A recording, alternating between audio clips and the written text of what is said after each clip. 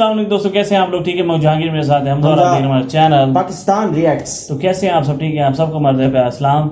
So guys, आज एक और इंटरेस्टिंग बड़ी ज़बरदस्त किस्म का वीडियो अपने लेके आए हैं। How much powerful India in 2020। तो देखेंगे 2020 में इंडिया कितना पावरफुल है और बाद में इस वीडियो के बारे में बात करेंगे और अपने कमेंट्स देंगे, अपनी राय देंगे। और अगर आपको हमारी वीडियो अच्छी लगे तो लाइक करके सब्सक्राइब लाजमी करें। और ये वीडियो है जी चार्जिंग पॉइंट हिंदी वालों की, उनके चैनल को जरूर विजिट करें, आपको पसंद आएगी वीडियोस। तो अब चलते हैं वीडियो की तरफ, बाद में बात करेंगे। तो लेट्स स्टार्ट। नमस्कार दोस्तों, स्वागत करते हैं आपका चार्जिंग पॉइंट हिंदी में। दोस्तों, आज के इस वीडियो में हम जानेंगे कि 1947 के बाद से अब तक भारत कितना पावरफुल देश बना है डिफरेंट पैरामीटर्स के थ्रू, जैसे कि economy, military, science and technology, industry, railway, tourism, education और भी बहुत कुछ। तो जुड़े रहिए आप इस वीडियो के साथ। सबसे पहले इकोनॉमी। दुनिया की 5वीं सबसे बड़ी अर्थव्यवस्था भारत की है।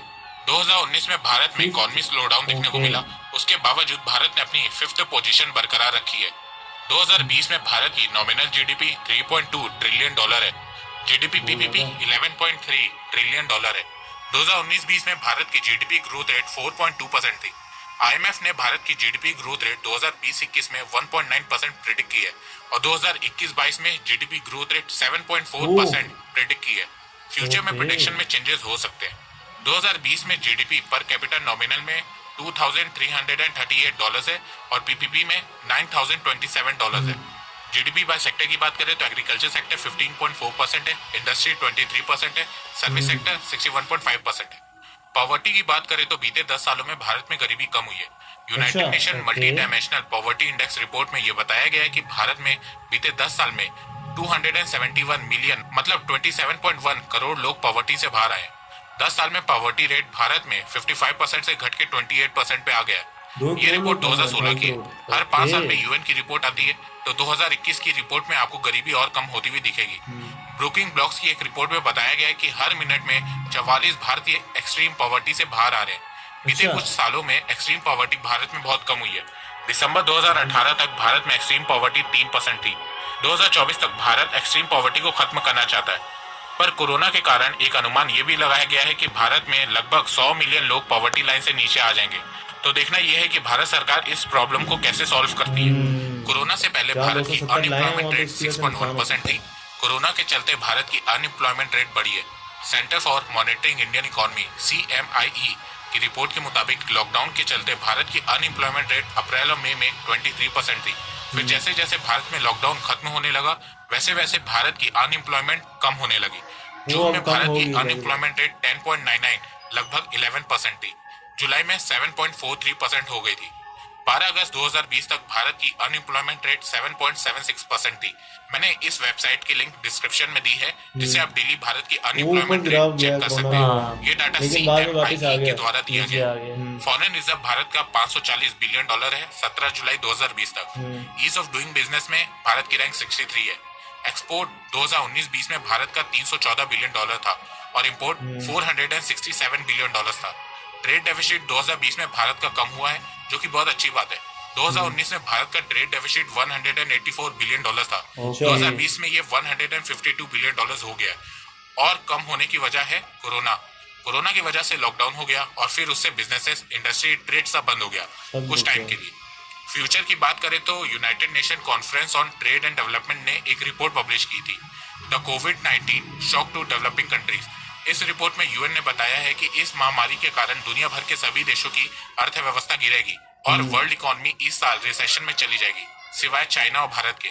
मतलब ये है कि भारत और चाइना की भी जीडीपी ग्रोथ रेट गिरेगी, पर उतना नुकसान नहीं होगा जितना दुनिया भर के देशों को होगा। भारत में इसका इम्पैक्ट ज्यादा देखने को क्यों नहीं मिलेगा, इस पे मैंने एक वीडियो ऑलरेडी बना रखा है, उसकी लिंक डिस्क्रिप्शन में, और आप यहाँ आई कार्ड पे भी क्लिक करके वीडियो देख सकते हैं। मिलिट्री की बात करें तो दुनिया की चौथी सबसे पावरफुल मिलिट्री भारत की है। दुनिया की सबसे बड़ी फौज भारत की है और दुनिया का तीसरा सबसे बड़ा मिलिट्री बजट भारत का है, जो कि $71.1 बिलियन है। मिलिट्री बजट का फिगर ऊपर नीचे होता रहता है क्योंकि रुपए की वैल्यू डॉलर्स के मुकाबले अप डाउन होती रहती है, तो कभी आपको मिलिट्री बजट ज्यादा दिखेगा तो कभी कम। भारत के पास 130 न्यूक्लियर वॉरहेड है। वेपन की बात करें तो भारत के पास अर्जुन भीष्म टैंक है, बोफोर्स M777 आर्टिलरी गन है, Apache, Rudra, Mi-24, Chinook, Mi-17V5 जैसे हेलीकॉप्टर्स हैं। हार्पी हेरॉन ड्रोन्स हैं, न्यूक्लियर सबमरीन है, एयरक्राफ्ट कैरियर है, सुखोई SU-30 MKI है, तेजस है, तेजस, मिराज है, मिराज, MiG-29 है राफेल। और अब राफेल एयरक्राफ्ट है। भारत के पास शौर्य, अग्नि, काली, पृथ्वी, ब्रह्मोस, प्रहर, निर्भय, बराकेट, आकाश और भी बहुत तरह की मिसाइल है जो कि भारत की ताकत को बढ़ाती है। Science and science and technology. Technology की बात करें तो दुनिया की one of the best space technology Bharat के पास है। इसरो ने बीते कुछ सालों में इसरो। पूरी दुनिया में अपना लोहा मनवाया है। दुनिया की नजर में इसरो तब सामने आया जब उसने 2008 में चंद्रयान मिशन को लॉन्च किया और इस मिशन से भारत दुनिया का पहला देश बना जिसने चांद पे पानी खोज निकाला और इसका सबूत सभी स्पेस एजेंसीज को भेजा और सभी ने इसे सही माना। उसके बाद इसरो की मदद से भारत पहले ही प्रयास में मंगल ग्रह तक सफलतापूर्वक मंगलयान। पहुंचने वाला पहला देश बना। अमेरिका, रशिया और यूरोपियन स्पेस एजेंसी के बाद मंगल ग्रह पे पहुंचने वाला भारत चौथा देश बना। 15 फरवरी 2017 को 104 इसरो ने सैटेलाइट। स्पेस में 104 सैटेलाइट लॉन्च किया और इसके साथ ही एक बार में सबसे ज्यादा सैटेलाइट स्पेस में लॉन्च करने का रिकॉर्ड भी भारत के नाम हो गया। मिशन शक्ति के चलते भारत दुनिया का चौथा देश बना जो अंतरिक्ष में कहीं भी सैटेलाइट को तबाह कर सकता है। ये उपलब्धि अमेरिका, रशिया, चाइना ने हासिल की हुई है। इसरो के फ्यूचर मिशन की बात करें तो इसमें आदित्य L1 मिशन है जो सूर्य के बारे में पता लगाएगा, चंद्रयान 3 है, गगनयान है, मंगलयान 2 है और शुक्रयान विनस मिशन शामिल है। इंडस्ट्री। भारत की आईटी इंडस्ट्री दो मेजर कंपोनेंट में डिवाइडेड है। एक है आईटी सर्विसेज और दूसरा है बीपीओ सर्विसेज। भारत की आईटी इंडस्ट्री में 17,000 से ज्यादा फर्म्स हैं, जिसमें से 1,000 बड़ी फर्म्स हैं, जिसके भारत में 50 से ज्यादा डिलीवरी लोकेशन है। साल 2020 तक भारत के आईटी इंडस्ट्री में 4.36 मिलियन एम्प्लॉयज है। भारत के सिर्फ 4 IT giant companies 36 TCS, million Infosys, employees। Wipro, SEL tech में 1.02 मिलियन एम्प्लॉयज हैं। भारत का आईटी सेक्टर भारत की जीडीपी में 8% कंट्रीब्यूट करता है। ओके। भारत लार्जेस्ट एक्सपोर्टर है आईटी का, बीपीओ का और सॉफ्टवेयर सर्विसेज का। वर्ल्ड का 55% मार्केट शेयर भारत के पास है। अमेरिका का 2/3 IT service export market Bharat के पास है। 2019-20 में भारत की आईटी और बीपीएम इंडस्ट्री का रेवेन्यू $191 बिलियन था, जिसमें से 147 बिलियन रेवेन्यू एक्सपोर्ट के जरिए था और $44 बिलियन डोमेस्टिक रेवेन्यू था। भारत हर साल आईटी इंडस्ट्री में 7.7% से ग्रो कर रहा है और माना जा रहा है कि 2025 तक भारत की आईटी इंडस्ट्री की रेवेन्यू $350 बिलियन होगी। पिछले 10 सालों में भारत के रिटेल इंडस्ट्री में बहुत जबरदस्त ग्रोथ देखने को मिली है, जिसका प्रूफ ये है कि 2019 में ग्लोबल रिटेल डेवलपमेंट इंडेक्स में भारत की रैंक सेकंड है। भारत की रिटेल इंडस्ट्री की वैल्यू 2018 में $950 बिलियन की है और ये ईयरली 13% की ग्रोथ के साथ बढ़ रही है और माना जा रहा है कि 2026 तक भारत के रिटेल मार्केट की वैल्यू $1.75 ट्रिलियन की होगी। भारत की जीडीपी में रिटेल मार्केट का कंट्रीब्यूशन 10% का।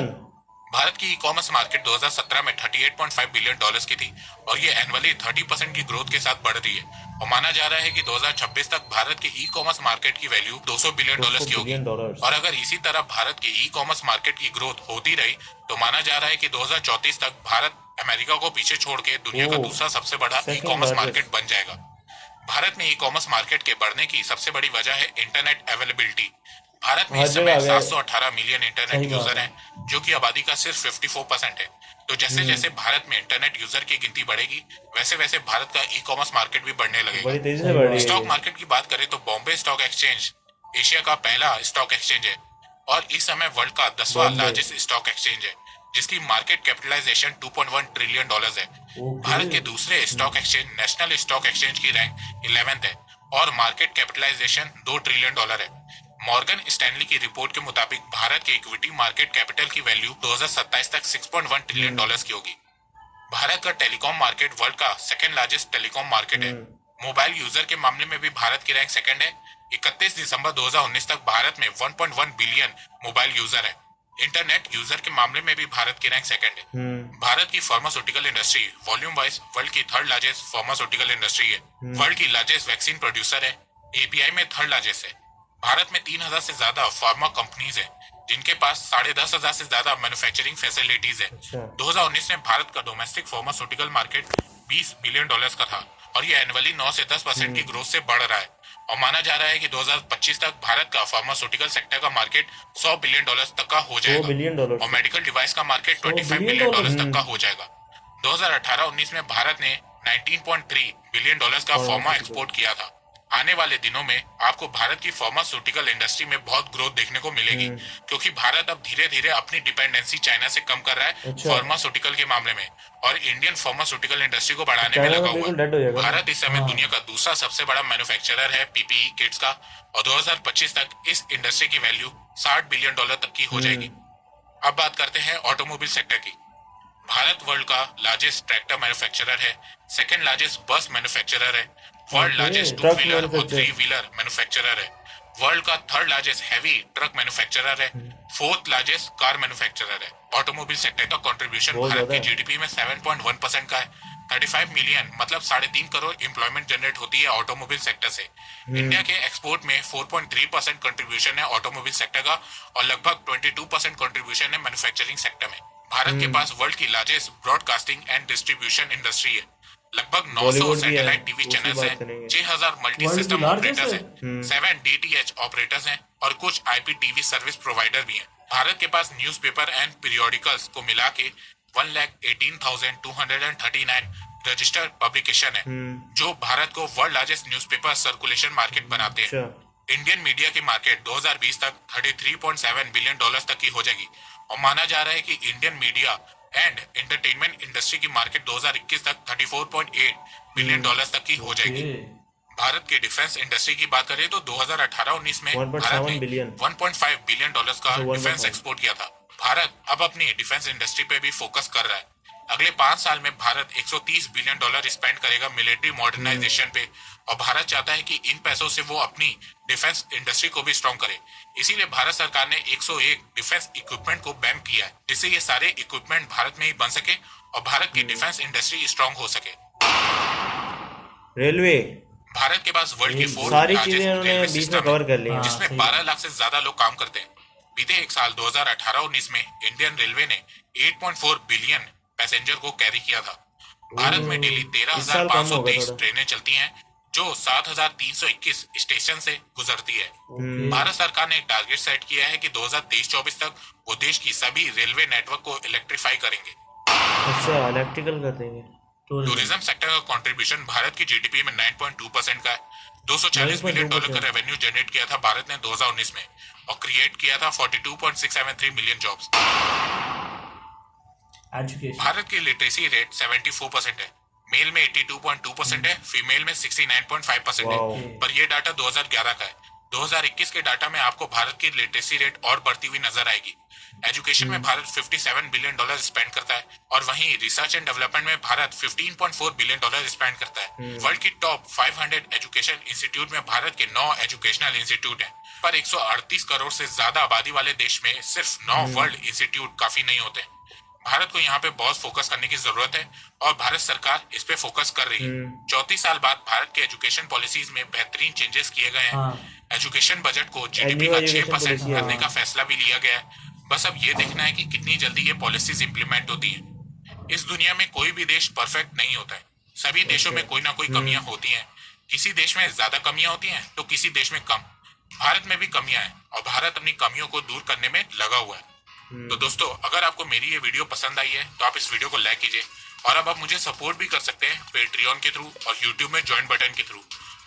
जरूर इनको आप सपोर्ट करें यार। Charging charging point point Hindi के पैट्रियट चैनल में को। जाएं और हर जगह से इनको सपोर्ट करने की कोशिश करें। चार्जिंग पॉइंट हिंदी वाले भाई जो है हमेशा बड़ी जबरदस्त बहुत ज्यादा मेहनत की हुई है, और मेहनत बड़ी खूब करते हैं, और मुझे बड़ी पर्सनली इनका वीडियो हमेशा पसंद आता है।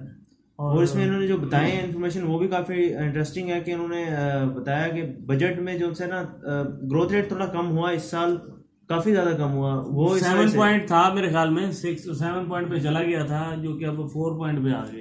4 पॉइंट कुछ पे आ गया, क्योंकि कोरोना वायरस ने जो है बहुत ज्यादा जो है ना देशों की कमर तोड़ी है। लेकिन इंडिया उतना अभी तक इफेक्ट नहीं हुआ जो बता रहे ये थे। दुनिया को उतना इफेक्ट हुआ, ना इंडिया को ना चाइना को इतना इफेक्ट हुआ। इससे चाइना के बारे में उन्होंने बताया क्यों नहीं हुआ, इंडिया के क्योंकि बारे उनका में काम नहीं था ना, वो इंडिया के बारे में वीडियो था, तो वीडियो के मुताबिक उन्होंने इंडिया के बारे में बताया कि भाई इसका क्यों इफेक्ट इतना ज्यादा नहीं हुआ। और उसके अलावा उन्होंने बताया अनएम्प्लॉयमेंट रेट कम हुआ था काफी ज्यादा कोरोना के दिनों में, जून जुलाई और वो आहिस्ता आहिस्ता आके ना, जैसे अब अगस्त आ गया तो उसके बाद ये जॉब्स लग रही हैं वापस दोबारा से, क्योंकि मार्केटें खुल गई, और लोगों ने काम करना शुरू कर दिया है, तो लोगों की जॉब्स दोबारा लग गई हैं। अनएम्प्लॉयमेंट जो है रेट जो था जैसे बहुत ज्यादा एकदम ऊपर चला गया तो वापस आ गया है। हम्म, ठीक है, और तकरीबन अपनी ओरिजिनल हालत में आ गया है। सही बात है। ठीक है, और अगर इस हालत में आए तो एक टाइम ऐसा आएगा कि शायद ये मजीद कम होना शुरू हो जाए, जैसे पहले कम हो रहा था। काफी ज्यादा कम, 7 पता नहीं कितने % पे आया हुआ था, हाँ, और अब इसी पता तरह नहीं 12-13 पे गया हुआ था। बहुत सी चीजों के जो है ना, जैसे मैंने आईटी सेक्टर देखा है, आईटी सेक्टर बहुत तेजी से आईटी growth तो कर बहुत रहा है। ज्यादा ना, मेरा कजन बहुत है तेजी से growth कर वो रहा है। आईटी में मतलब वो उसके रिलेशन ना, वो उसमें है जरा आईटी से रिलेटेड है उसका सर, वो ना यूनिवर्सिटी जाता है, तो वो कहता है कि अगर मैं स्टडी करने जा सकता तो मैं इंडिया ज़रूर जाता स्टडी करने, क्योंकि वहाँ आईटी बहुत आ गया है। उसने मुझे खुद कहा कि मैं मानता हूँ कि आईटी में इंडिया बहुत आ गया है। हाँ, मैं चाइना, अगर चाइना जाना हो या किसी और कंट्री जाना हो तो मैं सबसे ज़्यादा प्रेफर ये करूँगा इंडिया जाया जाए आईटी, क्योंकि वहाँ पे काफ़ी अच्छी है। और Bangalore you know that Bangalore IT का हब है। इसके अलावा आईटी के सिर्फ आईटी नहीं है, और उसके अलावा 9% जो है मैं देख रहा हूँ कि उसमें से आता है, टूरिज्म से आता है इंडिया में। टूरिज्म से, मेडिसिन से बहुत ज्यादा आता है भाई, मेडिसिन भी बहुत ज़्यादा आता है, मेडिसिन से, फार्मेसी से। फार्मास्यूटिकल्स, और इसके अलावा और भी काफ़ी ज़्यादा ज़राए हैं। और इसके अलावा जो बहुत सी चीज़ों के ऊपर बजट बहुत ज़्यादा खर्च किया जाता है। स्पेस एजेंसी पे बहुत ज़्यादा बजट स्पेस एजेंसी पे बहुत ज़्यादा खर्च किया जाता है, और बहुत सी चीज़ें हैं जिनके ऊपर, तालीम के ऊपर, एजुकेशन के ऊपर बहुत एजुकेशन ज़्यादा पॉलिसी इस बार इस बार चेंज की गई है, और उसके ऊपर भी बहुत ज़्यादा जो है पैसा खर्च किया जा रहा है। तो ऑनलाइन क्लासेस स्टार्ट की जाएंगी और इस तरह के ऑनलाइन काम किए जा रहे हैं, और काफ़ी ज़्यादा कुछ किया जा रहा है। सो गाइस, ये था वीडियो, आपको हमारा रिएक्शन कैसा लगा जरूर बताइएगा। जाने से पहले आपसे कहेंगे हमारे चैनल को सब्सक्राइब करें, लाइक करें, कमेंट करें, एंड कीप वाचिंग पाकिस्तान।